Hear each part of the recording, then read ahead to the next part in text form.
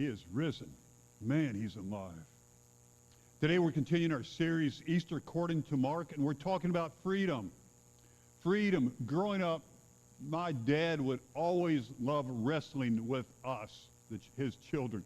There were 5 of us siblings, 4 boys, 1 girl. And when Dad was wrestling with us, all the little guys would jump on him. We'd jump. My sister, not so much. She didn't quite get into it like we did. But as we wrestled, Dad would grab us and put us in a death grip. We thought we were going to die, and he would never let us go.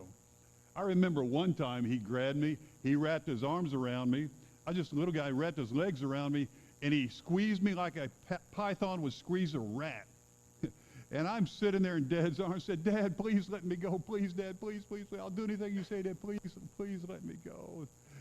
And he let me go, and we would laugh and carry on. And guess what? I just continued it on in our family. So when I got wrestled with our kids, I would put them in the death grip. I would squeeze them, and they said, "Please, Dad, let me go, please, please." And I would let them go, and it was fun. At least the part of being the one who squeezed, not being the one who squeezed so much. But they wanted to be let go, to be let free. And we all have this desire in our hearts to be free. Every child that has wrestled with their father desires to be free. And we as human beings, we desire freedom. In fact, our own Declaration of Independence puts it out there and says, we hold these truths, these ultimate truths, unbendable truths, to be self-evident, that all men are created equal, that they're endowed by their Creator, God, with certain unalienable rights, that among these are life, liberty, and the pursuit of happiness. And liberty is freedom. Man, people who are oppressed, people who are beaten down, they long to be free. And they will fight to be free, and they'll struggle to be free, and even they will die to be free. In around 1300 BC, the Israelites were enslaved to the Egyptians. And because the Egyptians were scared of the Israelites, that they would rise up against them, they began to brutalize the Israelites and just ravage them.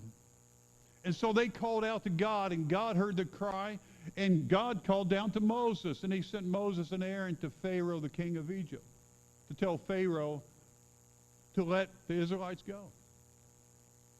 Well, Pharaoh laughed at him. He was not going to do that. Why should he? Who are they? So God sent 10 plagues. The first 9 did not change Pharaoh's mind. But the 10th one got his attention. God sent his death angel over the land, and the death angel took the lives of every firstborn Egyptian child and every firstborn animal, but not of the Israelites, because the Israelites were in their homes. They had taken a lamb, slaughtered a lamb, spread the blood over the doorframe, and in their homes, as the death angel passed over, they ate a meal. It is called Passover, because the death angel passed over their homes. And then, and only then, did Pharaoh let the Israelites go free. And ever since then, the Israelites, the Jewish people, have celebrated Passover to remember that day that God set them free. And now 1,300 years later, 1,300 years later, Jesus and his disciples are gathering once again for a meal, the same meal, Passover meal, to remember being set free. And Jesus in this meal speaks and talks to them about freedom. And he says to the disciples, talks about remembering their freedom in their past. Their freedom in their past. Mark chapter 14, verse 12. On the first day of the Feast of Unleavened Bread, when it was customary to sacrifice the Passover lamb, Jesus' disciples asked him, "Where do you want us to go and make preparations for you to eat the Passover?" It was Thursday morning, and the disciples were just, "Hey, we need some directions here, because we've got some stuff that needs to get done for this Passover meal. Because a lot of us don't realize it, but there were a lot of things that had to go into preparing this Passover meal. Because they were going to have it Thursday evening. So one of the first things they had to go do was find a lamb. They had to go purchase a lamb. They had to take the lamb to the temple area. They had to sacrifice the lamb. They had to clean the lamb. They had to bring the lamb back. They had to roast the lamb to remind them of the blood that was shed, put on the doorpost for the angel to pass over. And there was unleavened bread. They had to prepare that. Unleavened bread was bread that is made without leaven. It's made quickly to remind them that of the bread they ate as they were chased out of Egypt. And there's a bowl of salt water. They would have a bowl of salt and water to remind them of the tears that they shed in slavery and the parting of the Red Sea. And there were bitter herbs, horseradish, chicory, lettuce, horehound to remind them of the bitterness of slavery. And there's this mixture of karoseth, a fruit paste of apples and dates and pomegranates brought together to remind them of the mortar they used to make the bricks while they were in Egypt. 4 cups of wine to remind them of the 4 promises of the Exodus. And each item reminded them, pointed their minds, their hearts, their thoughts, their experience to that time when God set them free.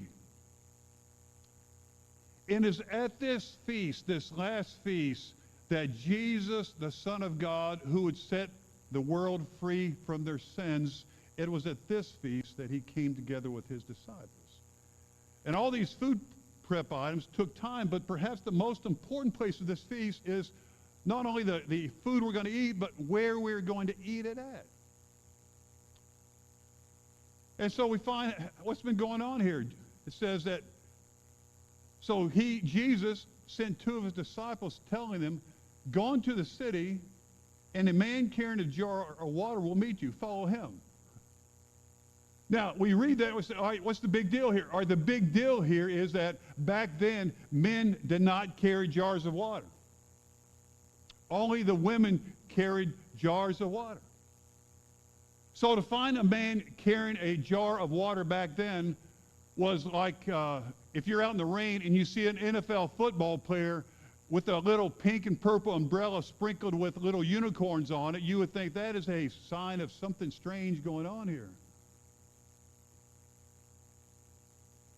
And so here's a man, Jesus tells them, Jesus had worked it out to look for a man who was doing a very unusual thing, who was carrying a jar of water. You know, see, Jesus did not leave anything to the last minute. He was always very intentional with everything he did, with every item that he prepared and worked through. And so he says, hey, look for this man. This will be a sign. Follow him.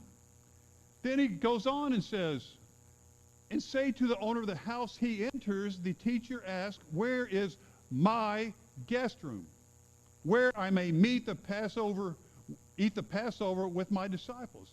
He will show you a large upper room furnished and ready. Make preparations for us there. And the disciples left, went into the city, and found things just as Jesus had told them. So they prepared the Passover.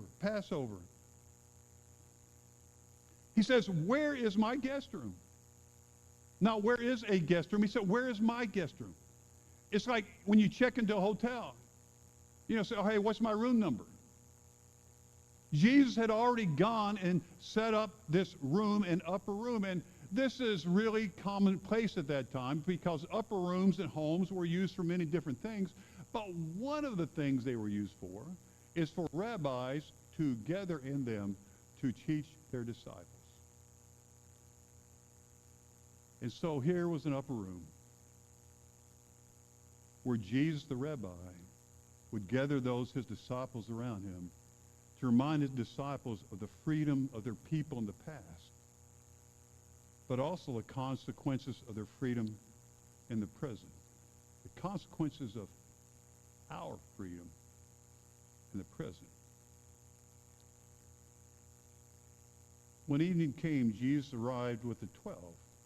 And while they were reclining at the table eating, here is Jesus reclining again at a table having a meal. We just talked about this last week. All the things that awaited him, the beatings, the whippings, the thorns, the cross, the crucifixion, all these things lay ahead, yet he was still able to recline. And he could have stopped this whole thing. Right there and then, he could have put the brakes on all these events. If he had just told his disciples what was going down.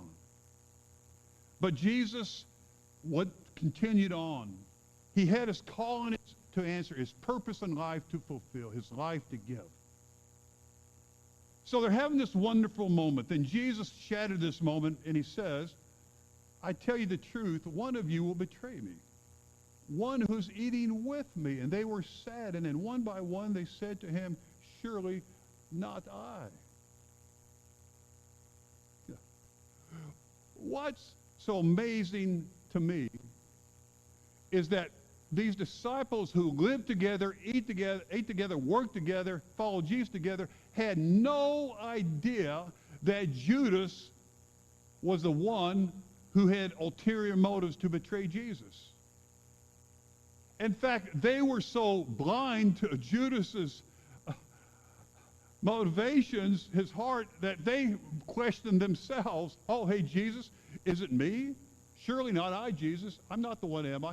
They were questioning themselves more than they even thought about Judas.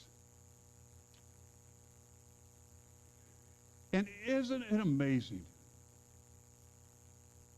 how we can hide things from other people so easily that they do not suspect anything? How we can hide our thoughts, our motives, our brokenness, our sin. How easy it is to deceive other people and even to deceive ourselves. And Judas was no exception. He deceived the other disciples. And Judas probably even deceived himself into thinking that he was doing the exact right thing. But he could not deceive Jesus.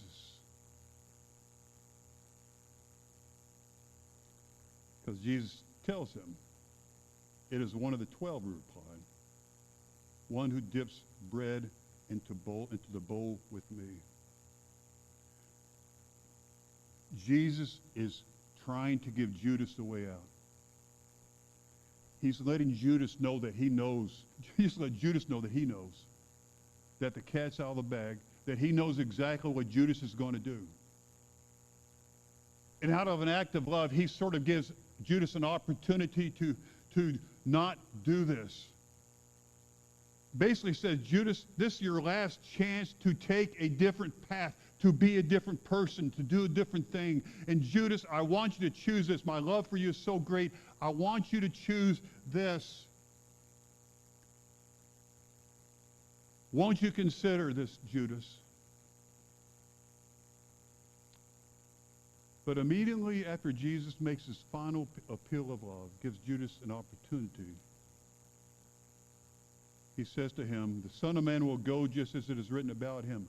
But woe to that man who betrays the Son of Man. It would be better for him if he had not been born.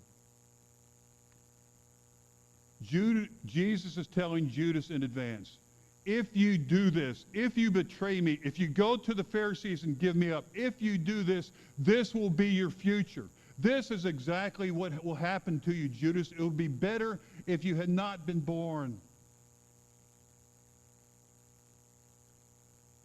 And without a doubt, Jesus could have stopped Judas. He could have said to his disciples, Judas is the one who's going to betray me, and I guarantee the disciples would have done anything they could have possibly done, even taking Judas's life. But Jesus chose not to do anything except let Judas choose his path. You see, this is our whole human condition.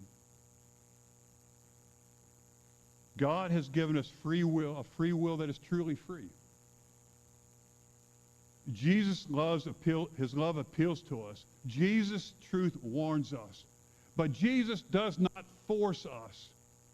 And because we are free to walk away from Jesus' love in our present, because we are free to ignore Jesus' warning in our present, we as human beings have to consider and realize that we are responsible, and only we are responsible for the consequences of our decisions in our present. Jesus reminded his disciples of the freedom of their people in the past, the consequences of their freedom in the present. But Jesus also told them of his coming freedom in the very near future.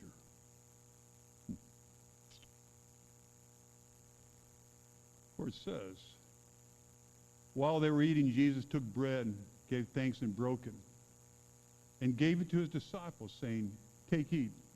This is my body." Then he took the cup, gave thanks, and offered it to them, and they all drank from it. "This is my blood of the covenant, which is poured out for many," he said to them. "I tell you the truth, I will not drink again of the fruit of the vine until that day when I drink it anew in the kingdom of God." When they had sung a song, a hymn, they went out to the Mount of Olives. "Take, eat, this is my body. Drink, this is my blood, which is poured out for many."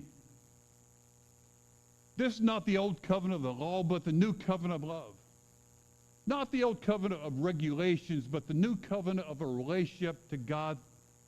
Not the old covenant of only to the Jews, but the new covenant given to the world. A changing covenant. A covenant that changes lives and people and futures and destinies and saves marriages and brings hope. A covenant through Jesus Christ, the Son of God. And we come now to remember the freedom that Jesus has brought to us. Dear God, thank you for freedom, the freedom to choose.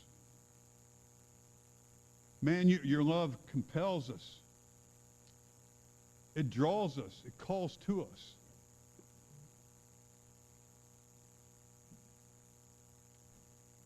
And then we are faced with a decision. What will we do with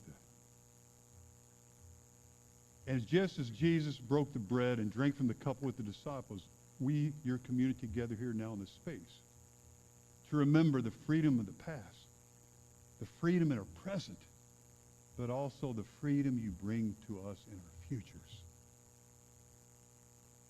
And through you, we are set free. And it's now, because of you, we're able to come to the table